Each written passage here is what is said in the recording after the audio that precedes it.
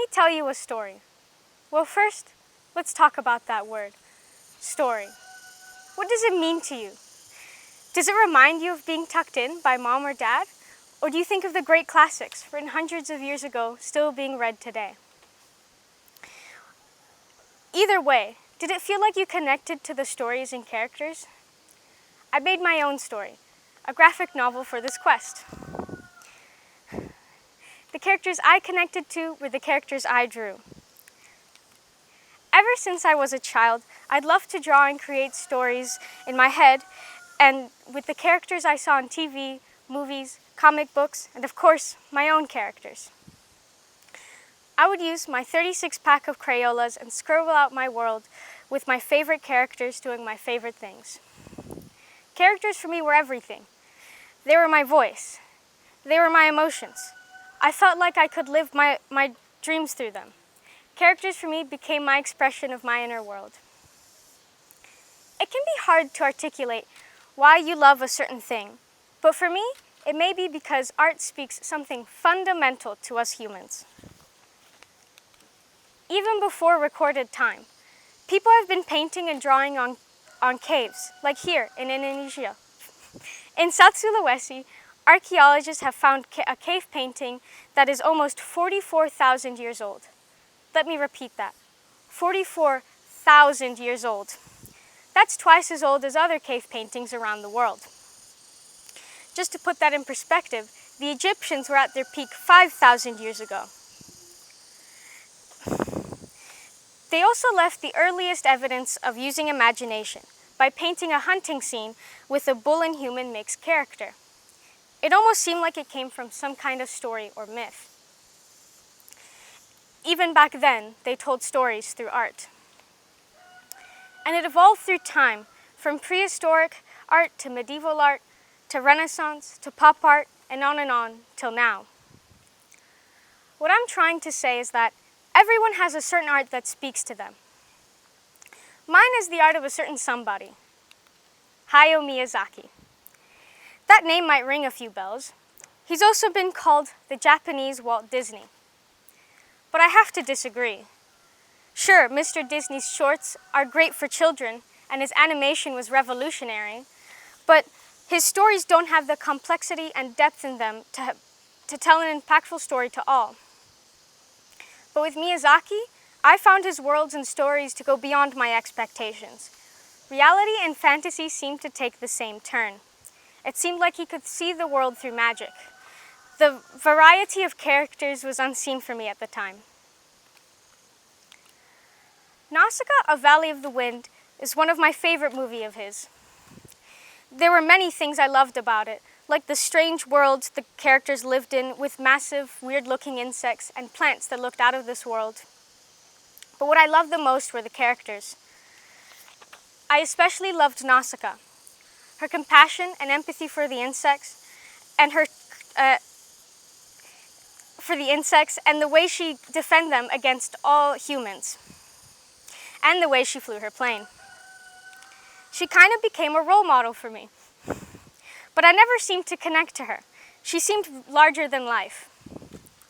I feel like a lot of kids have gone through what I've gone through with Nausicaa, but in more extreme ways, like not seeing yourself in TV shows, movies, books at all, and thinking you're the only one that has these certain thoughts, feelings, and looks. Think back on your childhood. It's likely that cartoon characters played a big part in your development. Either it was Bugs Bunny and his shenanigans, Snow White and her kindness, or say, for an entire generation, who has been scarred by Mufasa's death. Either way, cartoons have been a big part of your early years' development. But have you ever noticed that for the characters are for the most part the best a human can be, with perfect morals and actions, like Prince Charming, or the worst a person can be, with their only goal is to bring others down and to be selfish, like Ursula from The Little Mermaid? We are as kids supposed to look up to these good guys, but they're so perfect and good, it doesn't seem realistic. I wanted to use my passion for art to tell a story with characters that make mistakes, argue, sometimes be petty or selfish, and learn from those mistakes and are still good people. and can give a voice to kids that don't see themselves on screen. I especially wanted to talk about the representation of the LGBT community. I feel that people have made huge strides for positive LGBT representation, but I also feel that children's media is falling behind on that. I mean, ask yourself, think about an LGBT character in an animated movie. I'm assuming you don't have one. I mean, I can't think of anyone. And if you do, is it really for children? But let's talk about media that does have LGBT representation. Most of the time, characters are just added in for the sake of being representation. Other times, if the character is actually in the movie or show, their personality is just their sexuality or gender. Or their sexuality is just a punchline to laugh at.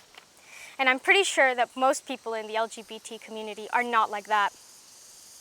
And don't get me started on how many times Disney has used the LGBT community as a publicity stunt.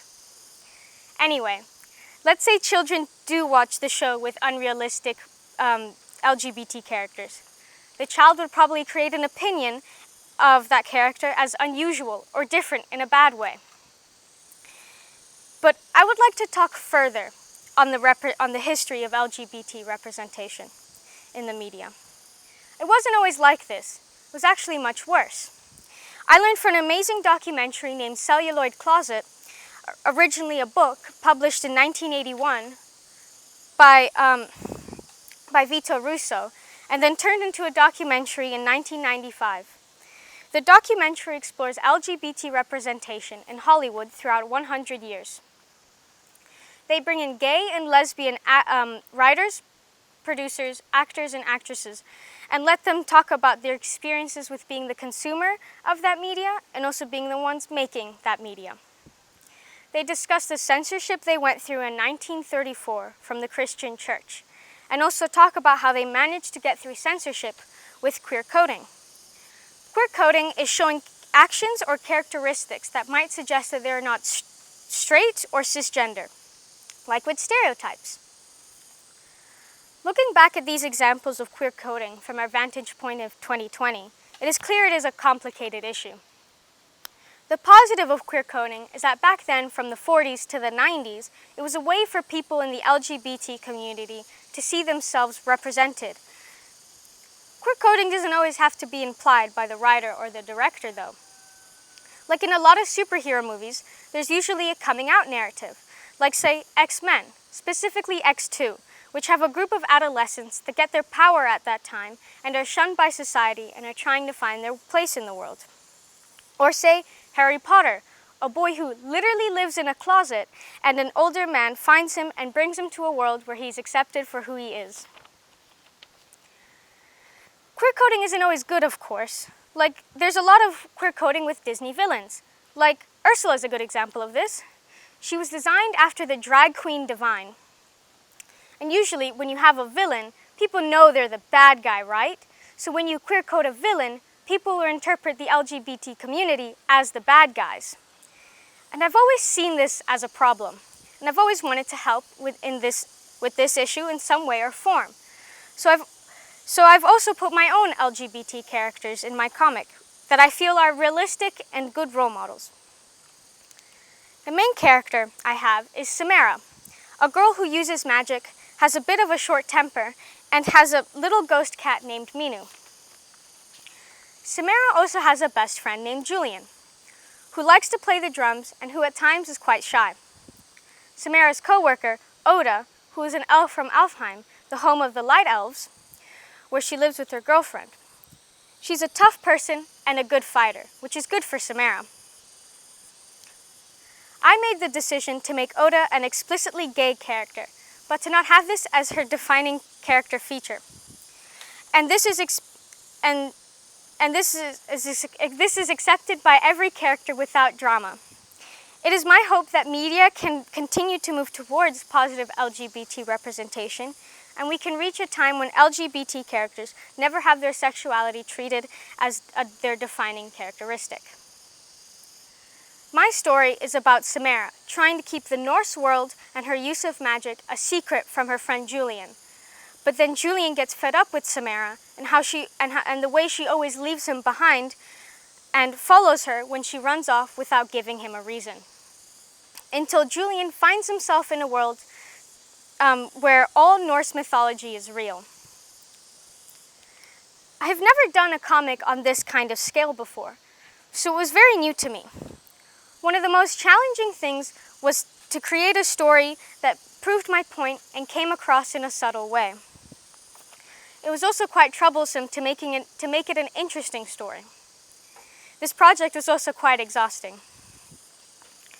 But this project has also helped me improve a lot of different things, like in-depth research into the topics I'm interested in, and analysis of the media I consume. It's also helped me with the way I tell stories through illustrations, and it's also helped me improve in drawing backgrounds and creating character design. Sadly, I couldn't finish my comic in this time. I will complete it and let people read it after Quest. I would like to thank the Quest teachers for helping me start this journey, my parents and friends for helping me stay motivated while working on my story, and thank you to the audience for listening.